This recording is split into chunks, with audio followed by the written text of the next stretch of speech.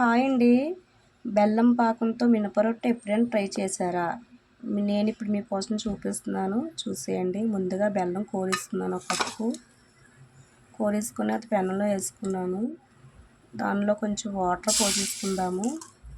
ఎక్కువ వేసుకోకండి, బెల్లం కరగడానికి టైం పడుతుంది. తక్కువ వేసుకుంటే సరిపోద్ది.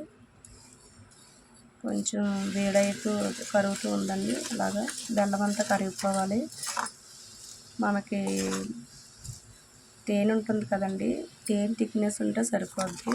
అలా కలుపుతూ ఉండాలి. అస్సలు గట్టిపాకం రాకూడదండి, అసలు బాగోదన్నమాట. ఇంకా మనకు అట్టు మొలగదన్నమాట అందులోకి.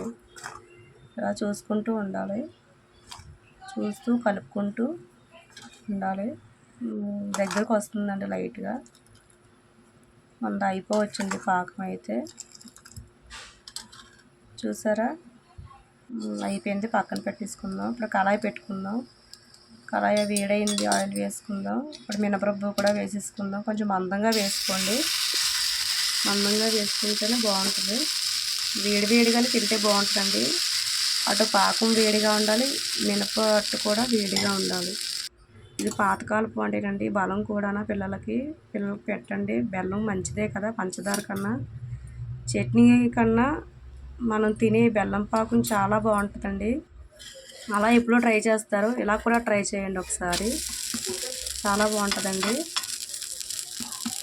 మా ఛానల్ అయితే సబ్స్క్రైబ్ చేసుకోండి ప్లీజ్ అండి. చాలా చాలా టేస్టీగా ఉంటుంది. ఒక్కసారి ట్రై చేయండి, ట్రై చేయకపోతే ఇప్పటివరకు ట్రై చేయండి. అయిపోయింది.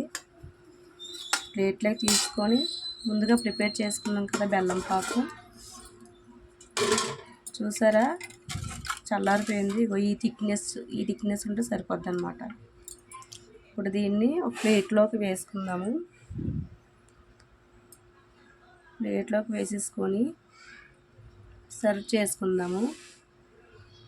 నిజంగా అండి, నేను చెప్పడం కాదు, ఒకసారి మీరు ట్రై చేయండి. మీరే కామెంట్ బాక్స్లో కామెంట్ పెడతారు, అక్క చాలా బాగుంది అక్క టేస్ట్ అని. అలా మొక్క తీర్చుకొని చక్కగా అలా ముంచుకొని తినండి. మళ్ళీ వదలరు, మళ్ళీ చేసుకొని తింటారు. థ్యాంక్ యూ అండి, థ్యాంక్ యూ ఆల్.